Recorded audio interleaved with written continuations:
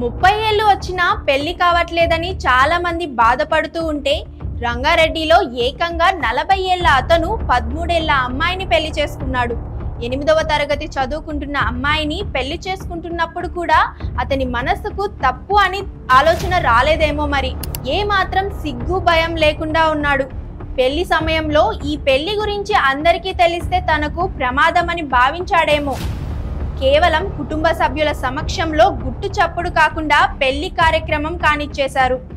బాలిక స్కూల్కు వెళ్లడం మానేయడంతో బయట కూడా కనిపించకుండా ఉండేసరికి గ్రామస్తులకు అనుమానం వచ్చి 1098 చైల్డ్ లైన్ కు సమాచారం అందించారు. వెంటనే స్పందించిన అధికారులు బాలికను రక్షించి ఆమెకు మెడికల్ టెస్టులు చేశారు.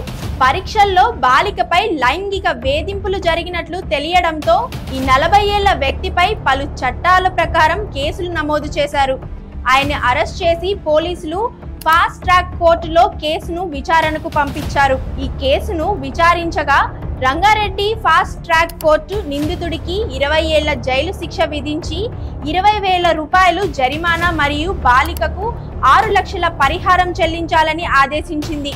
తల్లిదండ్రులు పిల్లల భవిష్యత్తు గురించి ఆలోచించకుండా ఇలాంటి నిర్ణయాలు తీసుకోవడం చాలా బాధాకరమని, ఒకవేళ గ్రామస్తులు స్పందించడం వల్ల ఆ అమ్మాయి బయటపడింది, కానీ లేకుంటే ఆ అమ్మాయి పరిస్థితి ఏంటి?